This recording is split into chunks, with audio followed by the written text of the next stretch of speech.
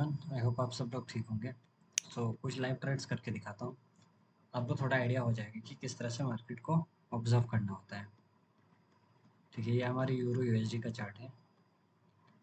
यहाँ पे अगर मैं कुछ लेवल देखूँ तो ठीक है, ये हमारा एक लेवल है, इम्पोर्टेंट लेवल। ठीक,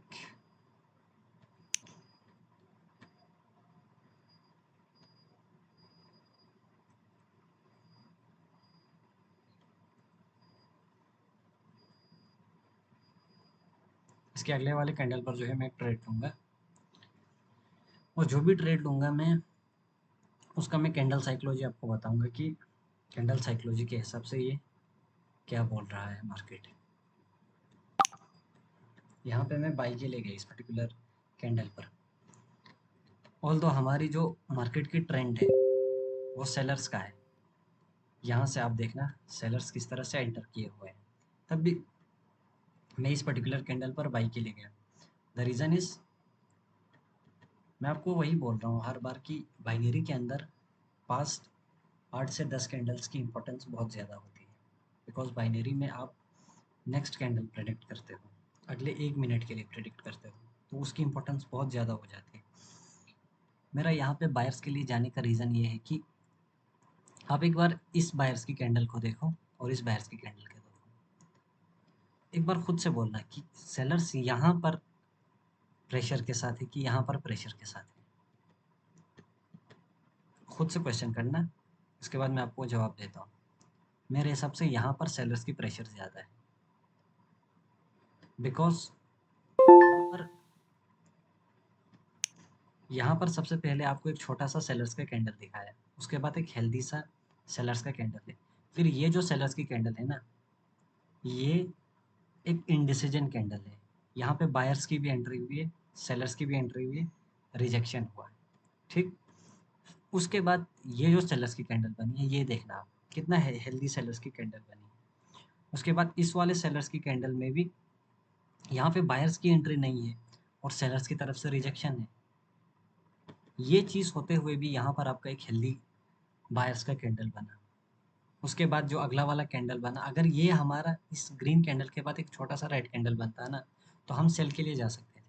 लेकिन इस ग्रीन हेल्दी कैंडल के बाद भी एक हमारा नॉर्मल ग्रीन कैंडल बना, तो इसका मतलब है कि बायर्स अप एंटर करना चाह रहे हैं। इसीलिए मैं इस कैंडल पर जो है बाई के लिए गया। तो ये कुछ चीज़ें होती है, ये आपको समझ में आना चाहिए। आपको मार्केट रीड करना आना चाहिए। अगर आपको मार्केट रीड करना है, कैंडल साइकोलॉजी अगर आपको समझ में आ गया, तो प्रॉफिट बनाना कोई मुश्किल बात नहीं है। ये हमारा पैन यूएसडी का एक चार्ट है। ये ओटीसी मार्केट है पैन यूएसडी का। यूरो यूएसडी का हमारा लाइव मार्केट था। ओटीसी में हर टाइम नहीं, but most of the time जो है +-1 एरर देता है, तो वो चीज़ आपको ध्यान रखना पड़ेगा। और ज़रूरी नहीं है कि बाइनरी में आप हर बार जो है मार्टिंगल यूज़ करो। मार्टिंगल तभी यूज़ करना जहाँ पर आपको पता है कि ये लेवल होगा, मार्केट ने फॉलो नहीं किया, तो अगर आपके पास रीज़न हो कोई कि फॉलो क्यों नहीं किया, वहाँ पर जी मार्टिंगल यूज़ करना। हर जगह मार्टिंगल यूज़ मत करना।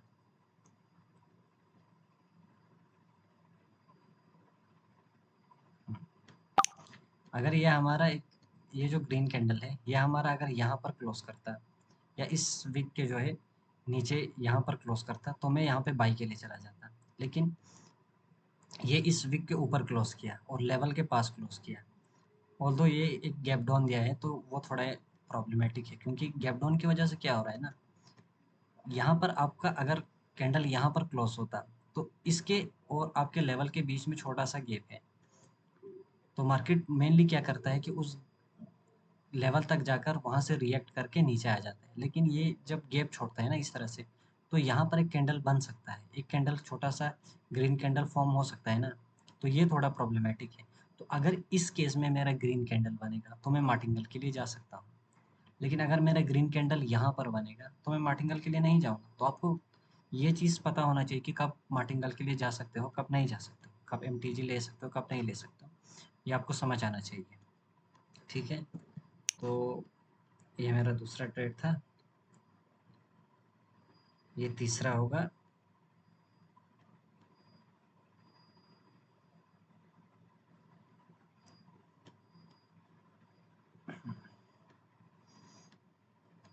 इस कैंडल के बाद में अगर ये हमारा एक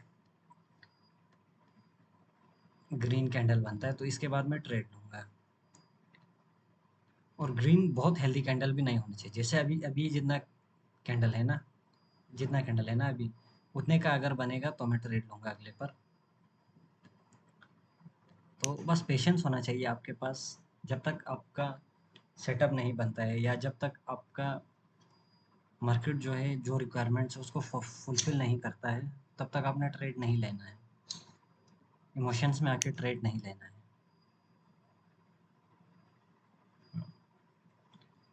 ऑल्दो ये जो कैंडल है ये थोड़ा सा प्रॉब्लमेटिक है, ये जो ट्रेड मैंने लिया वो थोड़ा सा प्रॉब्लमेटिक है, इसकी एक्यूरेसी लगभग 70% ही है।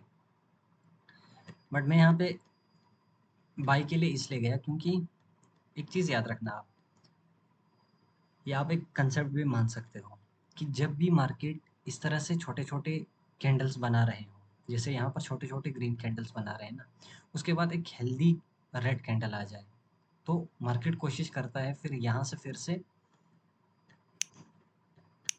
मतलब यहाँ से ग्रीन कैंडल्स आ रहे थे आपके छोटे-छोटे, उसके बाद आपका एक हेल्दी, लेकिन वो कैंडल जो है हेल्दी होना चाहिए, हेल्दी सा रेड कैंडल बन गया, तो मार्केट कोशिश करता है यहाँ से फिर से इस जो हमारी पीछे ट्रेंड चल रही थी उसको फॉलो करें, इस चीज़ का कोशिश करता है मार्केट, ठीक है। तो ये हमारा प्रॉफिट हुआ, इस चीज़ का कोशिश करता है, ये चीज़ एक कंसेप्ट है, इस कंसेप्ट को याद रखना। और मैंने यहाँ पे प्रॉब्लमेटिक इसलिए बोला क्योंकि अगर ये हमारा कैंडल इस लेवल तक होता तो हम बहुत ही हाई एक्सपेक्टेशन के साथ ट्रेड लगा सकते थे इस वाले पर्टिकुलर कैंडल पर, लेकिन ये लगभग इसकी 50% तक आ गया है, इसीलिए मैंने थोड़ा प्रॉब्लमेटिक बोला इसको, लेकिन चलो ठीक है। ये भी प्रॉफिट, 3 ट्रेड लिया मैंने आपके सामने, 3 की 3 प्रॉफिट है। बस मार्केट को रीड करना आना चाहिए, मार्केट को कैसे पढ़ते हैं ये समझ में आना चाहिए। और प्लीज़ जब बाइनरी ट्रेड कर रहे हो तो कैंडल साइकोलॉजी पर बहुत अच्छे से ध्यान देना, कैंडल साइकोलॉजी की इम्पोर्टेंस बहुत होती है बाइनरी के अंदर, ये चीज़ याद रखना, ठीक है। चलो मैं आगे भी लाइव ट्रेड करता रहूँगा, आपको समझ आ जाएगा कि मार्केट को कैसे देखना होता है। चलो ठीक है, थैंक यू।